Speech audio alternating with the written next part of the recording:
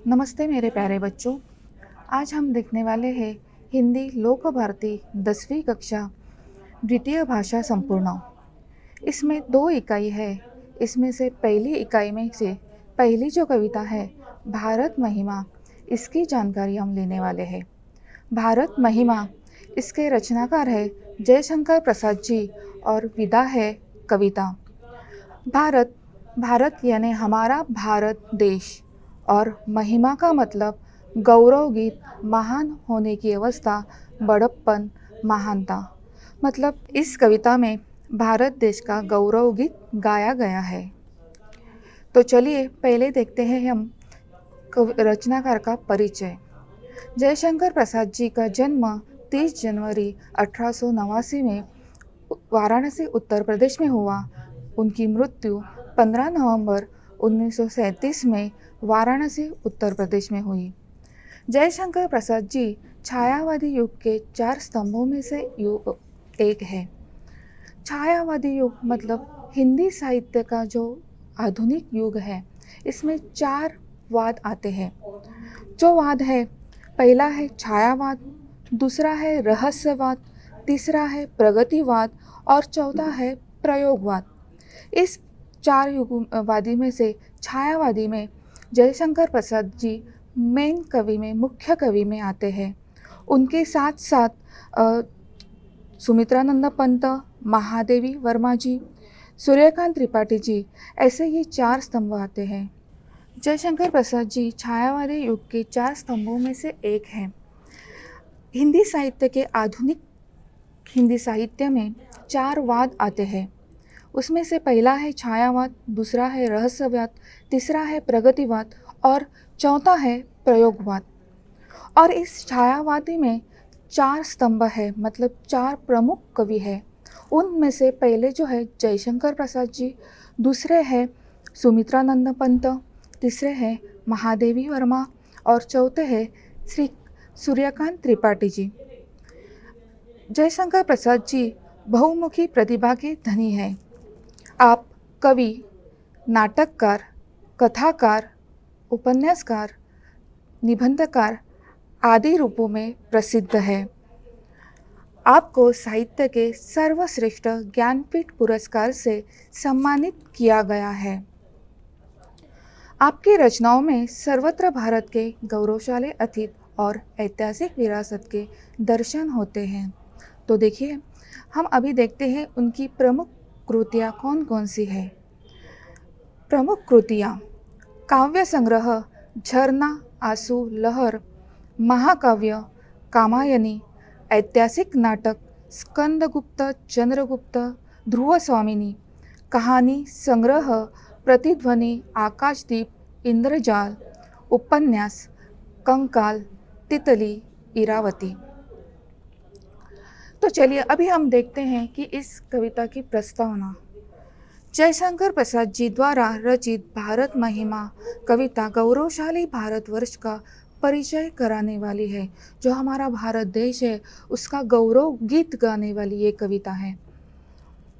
भारत भूमि के प्राकृतिक, साहित्यिक, ऐतिहासिक, सांस्कृतिक, सामाजिक विचारों को व्यक्त कराने वाली एवं देश प्रेम, देशाभिमान, पर्यावरण परिरक्षण, ऐतिहासिक विरासत का जतन, न्याय, ध्यान, दया, प्रेम, अपनापन, विवेक आदि मूल्यों का जतन करने की तथा देश का गौरव बढ़ाने की प्रेरणा देने वाली सुंदर रचना है ये। भारत भूमि के प्राकृतिक, साहित्यिक, ऐतिहासिक, सांस्कृतिक, सामाजिक विचारों को व्यक्त कराने वाली एवं देश प्रेम, देशाभिमान, पर्यावरण परीक्षण, ऐतिहासिक विरासत का जतन, न्याय, दया, प्रेम, अपनापन, विवेक आदि मूल्यों का जतन करने की तथा देश का गौरव बढ़ाने की प्रेरणा देने वाली सुंदर रचना है। तो देखिए बच्चों, ये जो कविता जब जयशंकर प्रसाद जी ने लिखी, तब हमारे भारत देश पर अंग्रेज़ों का शासन था। भारतवासी देश की आज़ादी के लिए लड़ रहे थे। बहुत लड़ने के बाद भी उन्हें सफलता नहीं मिल रही थी। इसलिए वो मन से नाराज़ होने लगे थे। और यही बात उस वक्त के कवियों ने, जो रचनाकार है, उन्होंने जान ली और अपने भारतवासियों की और अपने भारतवासियों के मन में नई चेतना जलाने के लिए जगाने की नई चेतना अपने भारतवासी के मन में नई चेतना जगाने के लिए उन्होंने ये रचना लिखी है। इसमें से पहले है हमारे जयशंकर प्रसाद जी, जो उन्होंने अपने भारत देश का गौरव गीत गाया है। इस गौरव गीत में उन्होंने प्रकृति का साहित्यिक, ऐतिहासिक एवं सांस्कृतिक, सामाजिक विचारों का भी वर्णन किया है। उसके साथ साथ वो देश प्रेम, देशाभिमान, पर्यावरण, परीक्षण, ऐतिहासिक विरासत का जतन कैसे करना है, ये भी उन्होंने बताया है। न्याय, दया, प्रेम, अपनापन, विवेक, इसके बाद इन मूल्यों की जानकारी भी इस कविता में उन्होंने दी है। तो चलिए हम अब पहले पढ़ते हैं हमारी कविता। हिमालय के आंगन में उसे किरणों का दे उपहार, उषा ने हंस अभिनंदन किया और पहनाया हीरक हार। जगे हम लगे जगाने विश्व, लोक में फैला फिर आलोक। वोवतम पुंज हुआ तब नष्ट, अखिल संस्कृति हो उठी अशोक। विमल वाणी ने वीणा ली, कमल कोमल कर सप्रीत। सप्त स्वर सप्त सिंधु में उठे, छिड़ा तब साम संगीत। विजय केवल लोहे की नहीं, धर्म की रही धरा पर धूप। विजय केवल लोहे की नहीं, धर्म की रही धरा पर धूप। भिक्षु होकर रहते सम्राट, दया दिखलाते घर घर घूम। केवल लोहे की नहीं, धर्म की रही धरा पर धूप। भिक्षु होकर रहते सम्राट, दया दिखलाते घर घर घूम। गौरी को दिया दया का दान, चीन को मिली धर्म की दृष्टि। मिला था स्वर्ण भूमि को रत्न, शील को सिंहल की भी सृष्टि। किसी का हमने छीना नहीं, प्रकृति का रहना पालना यही। हमारी जन्मभूमि थी यही, कहीं से हम आए थे नहीं। चरित थे पूत, भुजा में शक्ति, नम्रता रही सदा संपन्न। हृदय के गौरव में था गर्व, किसी को देख ना सके विपन्न। हमारे संचय में था दान, अतिथि थे सदा हमारे देव। वचन में सत्य, हृदय में तेज, प्रतिज्ञा में रहती थी ठेव। वही है रक्त, वही है देश, वही है साहस, वैसा ज्ञान। वही है शांति, वही है शक्ति, वही हम दिव्य आर्य संतान। जिए तो सदा इसी के लिए, यही अभिमान रहे यह हर्ष। निछावर कर दे हम सर्वस्व, हमारा प्यारा भारतवर्ष। तो चलिए पहले हम दो पंक्तियाँ देखते हैं। हिमालय के आंगन में उसे किरणों का दे उपहार, उषा ने हंस अभिनंदन किया, पहनाया हीरक हार। इसमें से शब्द संसार देखिए। उपहार यानी भेंट, उषा सुबह का मंद प्रकाश, अभिनंदन स्वागत, हीरक हार हीरो का हार। तो कवि हमें यह बताना चाहते हैं कि भारत का प्राकृतिक सरताज, मतलब भारतवर्ष का प्राकृतिक सरताज हिमालय का गौरवगान करते हुए कवि कहते हैं कि सूरज की पहली किरणें जब धीरे धीरे हिमालय की बर्फीली श्रृंखला पर पड़ती है तो चोटियाँ अकस्मात हीरो के समान चमक उठती है। देखिए बच्चों, भारतवर्ष का प्राकृतिक सरताज मतलब हिमालय। सरताज यानी सर मतलब हमारा सिर और ताज मतलब उसमें से मुकुट। हिमालय जो है हमारा भारत भूमि का सरताज है और इस हिमालय का गुणगान करते हुए कवि ये कहते हैं। देखिए, ये जो कवि है जयशंकर प्रसाद जी छायावादी युग के कवि है। इस छायावादी युग में प्रकृति का भी वर्णन करते हैं। जयशंकर प्रसाद जी हमें हमारे भारतवर्ष गौरव गुणगान करते हुए हमारे पहले उन्होंने प्रकृति के बारे में हमें बताया है। यह देखकर परत होगा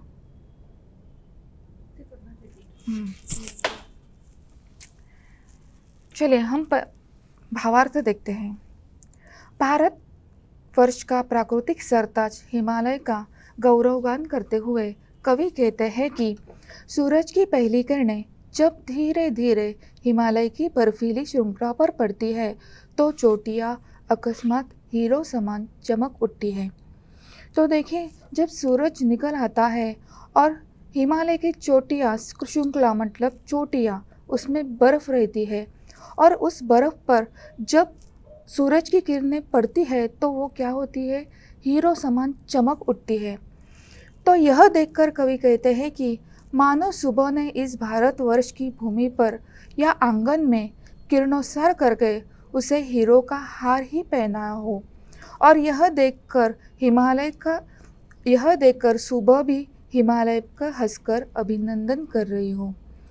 देखिए, इस दो पंक्तियों में भारतवर्ष का गुणगान करते हुए जयशंकर प्रसाद जी ने पहले हमारे प्रकृति का वर्णन किया है। प्रकृति हमारी भगवान है और प्रकृति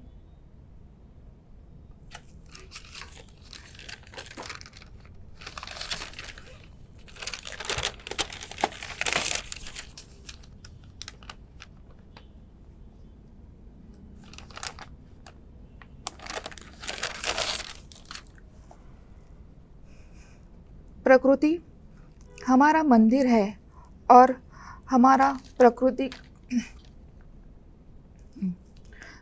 हमारा मंदिर है। प्रकृति हमारा मंदिर है और इस मंदिर का रक्षण करना हमारा परम कर्तव्य है। तो उन्होंने हमारे भारतवर्ष के प्रकृति का एक सुंदर वर्णन किया है। आगे की पंक्तियाँ देखिए। जगे हम लगे जगाने विश्व, लोक में फैला फिर आलोक, वो तम पुंज हुआ तब नष्ट, अखिल संस्कृति हो उठी अशोक। देखिए, अभी पहले तो हम शब्द संसार देखते हैं। लोक यानी विश्व, आलोक यानी प्रकाश, व्योम यानी आकाश, तम यानी अंधेरा, व्योतम मतलब आसमानी अंधेरा, आसमानी अंधकार, पुंज मतलब समूह, नष्ट खत्म होना, अखिल संपूर्ण, संस्कृति संसार या जगत, अशोक शोक विरहित या दुख रहित। देखिए, दो पंक्तियों का जो भावार्थ है, इन दो पंक्तियों के माध्यम से कवि हमें हमारे देश की महानता बताना चाहते हैं। हमारा प्राचीन भारत ऋषि मुनियों का भारत से पहचाना जाता था।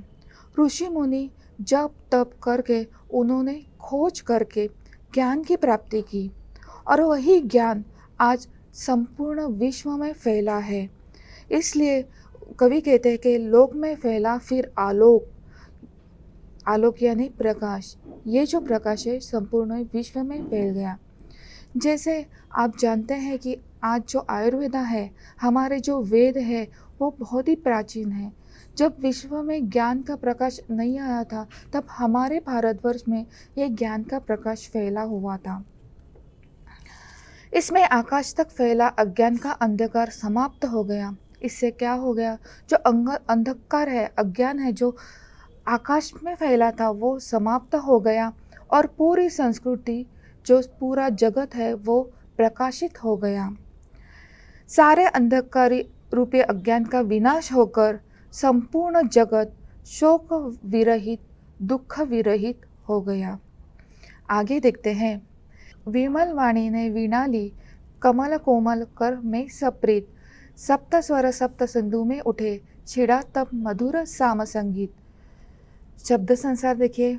विमल पवित्र, वाणी देवी सरस्वती, वीणा संगीत का उपकरण, कोमल मुलायम या नाजुक, कर हाथ, सप्रीत यानी प्रेम पूर्वक, प्रेम सहित, सप्त स्वर संगीत के 7 स्वर, साम मनमोहक लुभावना, सप्त सिंधु 7 नदियाँ। ये 7 नदियाँ कौन सी? सिंधु, रावी, सतलज, झेलम, सरस्वती, चिनाब, व्यास।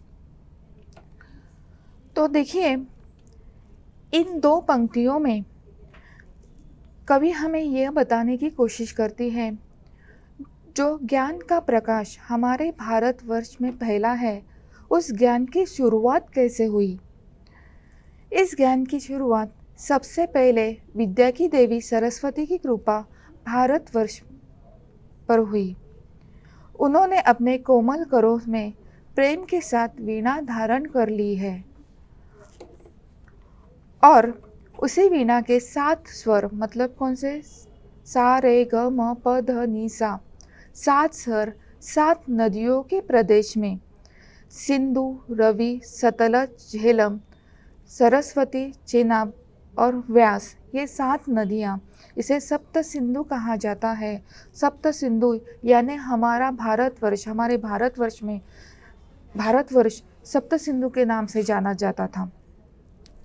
तो ये जो 7 नदियों के प्रदेश में वाणी के स्वर गूंजे, जिसके कारण भारत में ग्रंथ वेद, हमारे जो वेद है इसमें 4 महत्वपूर्ण वेद है, इसमें से ग्रंथ वेद तथा संगीत के सामवेद की रचना हुई।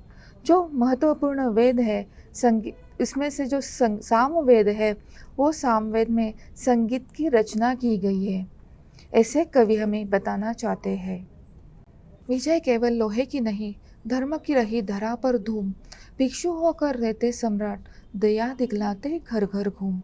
शब्द संसार देखिए, विजय यानी जीत, धरा यानी पृथ्वी धरती, भिक्षु यानी सन्यासी साधु, सम्राट शासक या राजा धीराज।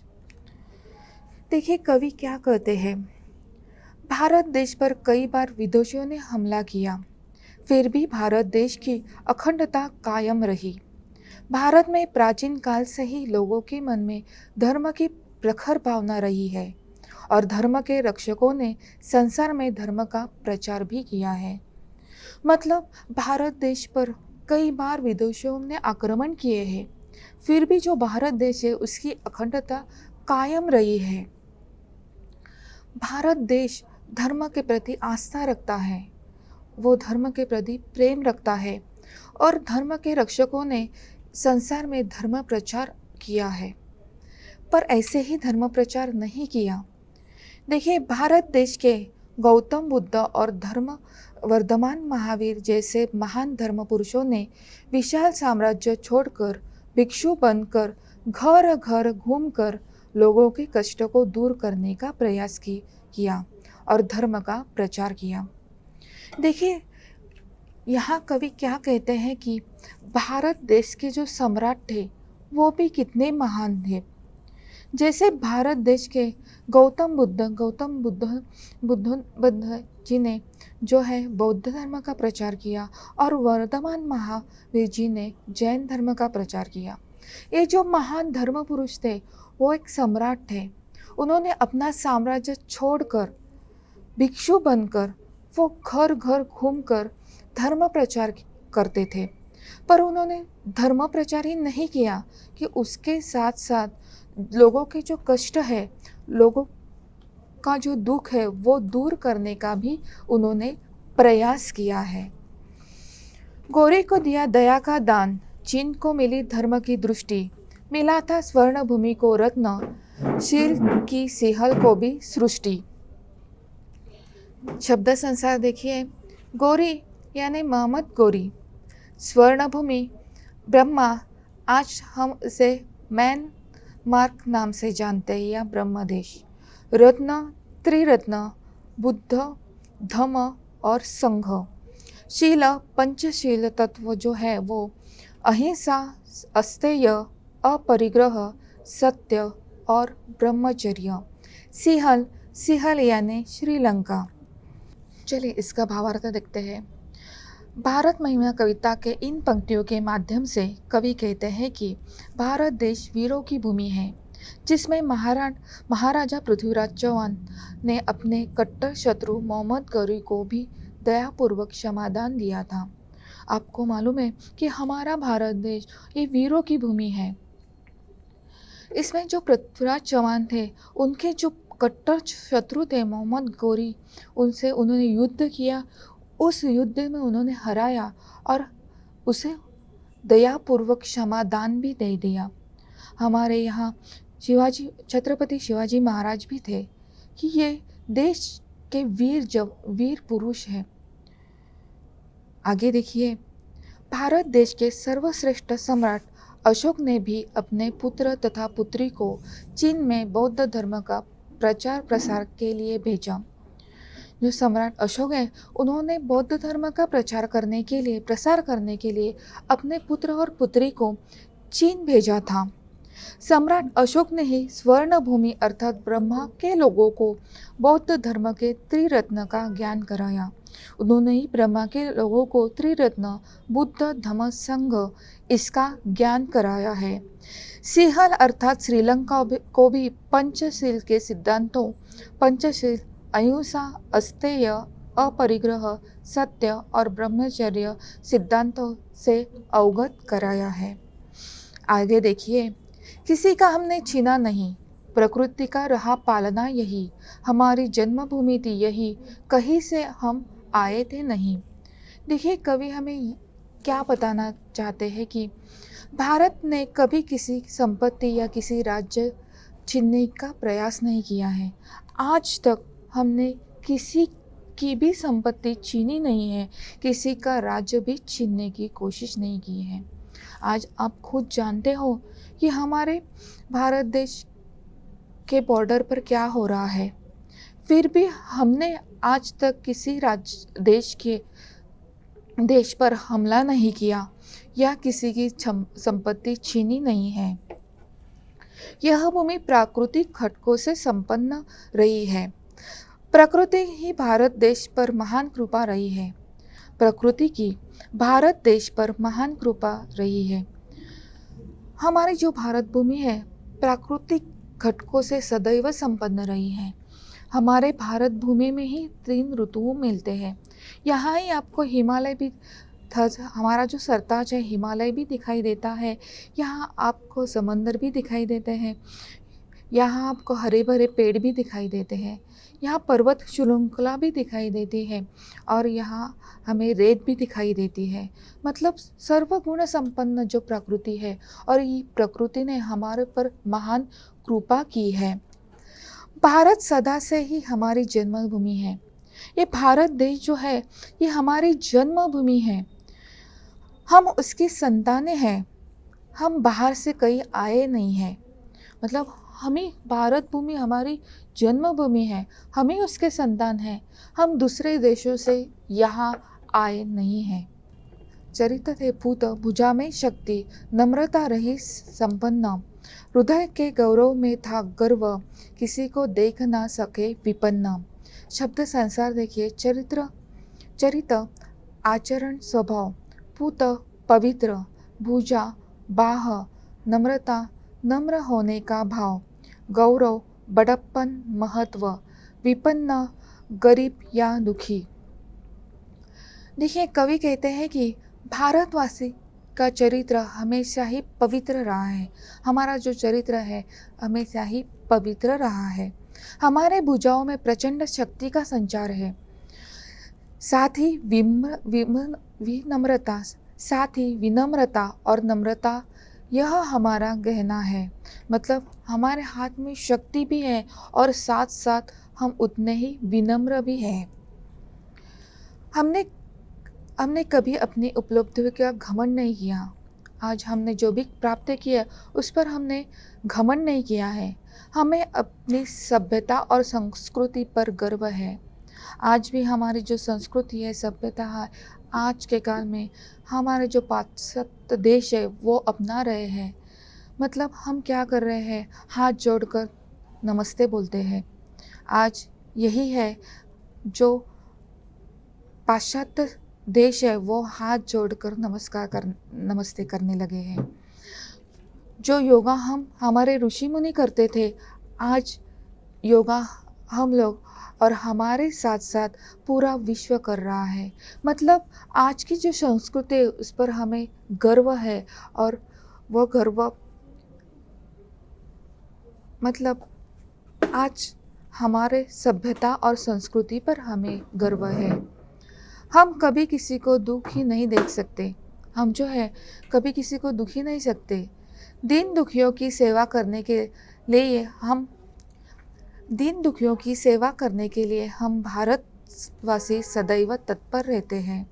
देखिए, हम सेवा करने के लिए सदैव क्या रहते हैं, तत्पर रहते हैं।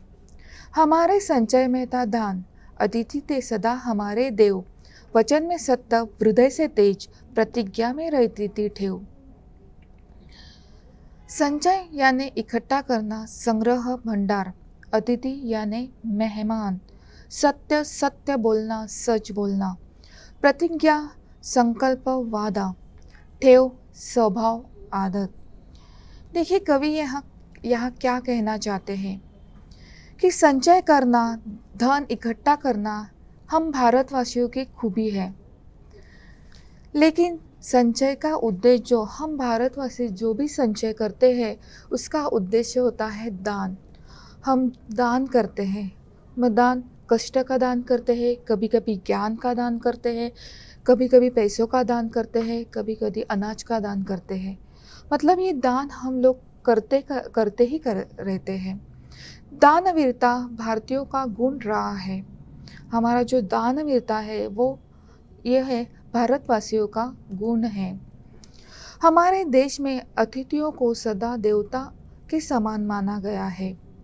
अतिथि देवो भव, हमारे देश का ये वेद वाक्य है कि अतिथि देवो भव, कि हम अतिथियों को सदा ही भगवान के समान मानते हैं। भारत के लोग सत्य बोलना अपना धर्म मानते हैं। भारतवासी, हम जो भारतवासी है वो जो सत्य बोलना है, जो हमारा धर्म मानते हैं। हमारे हृदय में तेज है, गौरव है। हमारा हृदय है जो वो तेज है, गौरव है। हम अपनी प्रतिज्ञा पर अटल रहते हैं। हम जो भी प्रतिज्ञा लेते हैं, जो भी वचन देते हैं, उस पर हम अटल रहते हैं। आगे देखिए, वही है रक्त, वही है देश, वही है साहस, वैसा ज्ञान, वही है शांति, वही है शक्ति, वही हम दिव्य आर्य संतान। दिव्य यानी अलौकिक। कवि कहते हैं कि आज भी हमारे अंदर उन्हीं पूर्वजों का रक्त संचार कर रहा है। आज भी हमारा देश वैसा ही है। आज भी हमारे शरीर में वैसा ही साहस है। आज भी हम ज्ञान के उस जगत से सबसे आगे हैं। कवि हमारे देशवासियों के मन में एक गर्व जगाने की कोशिश कर रहे हैं। हमारे देश के प्रति गर्व जगाने की कोशिश कर रहे हैं। वो हमें ये बता रहे हैं कि आज भी हमारे अंदर वही रक्त है, हमारा देश वैसा ही है, हमारे अंदर वैसे ही साहस है और वैसा ही ज्ञान है, और इसमें आज भी हम सबसे आगे हैं। हमारा देश पूर्वापार से आज तक शांति का देश इस नाम से पहचाना जाता है।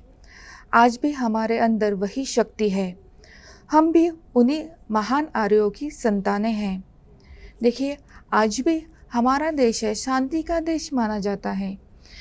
आपको मालूम है कि आपको जानकारी है, आप न्यूज़ पढ़ते हो, समाचार पढ़ते हो, तो आज भी हमारे देश के बॉर्डर पर जो कुछ हो रहा है, फिर भी हमारा देश कभी भी पहले आक्रमण नहीं करता, क्योंकि हमारा देश शांति का देश है।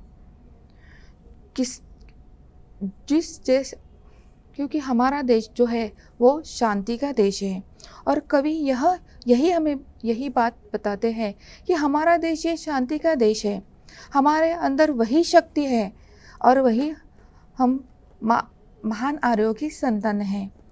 मतलब वही शक्ति है, आज भी हम लड़ सकते हैं, पर हम पहली शुरुआत नहीं करते। आगे देखिए, जिए तो सदा इसी के लिए, यही अभिमान रहे यह हर्ष, निछावर कर दे हम सर्वस्व, हमारा प्यारा भारत वर्ष। अभिमान, नाज, गर्व, हर्ष, आनंद, खुशी, सर्वस्व संपूर्ण, निछावर कर देना, सर्वस्व अर्पण करना, यह जो है मुहावरा है। तो चलिए देखते हैं भावार्थ। कवि कहते हैं कि अतीत से लेकर वर्तमान तक भारत भूमि का इतिहास गौरवान्वित है, संपन्न और दुनिया के लिए आदर्श है। आज की स्थिति में हमारा देश एक आदर्श देश उभर कर सामने आ रहा है। हमें अपने भारत देश के सभ्यता और संस्कृति पर अभिमान है। यह हमारा प्यारा भारतवर्ष है। इस देश के लिए हम अपना सर्वस्व निछावर कर सकते हैं। ऐसा हमारा देश है।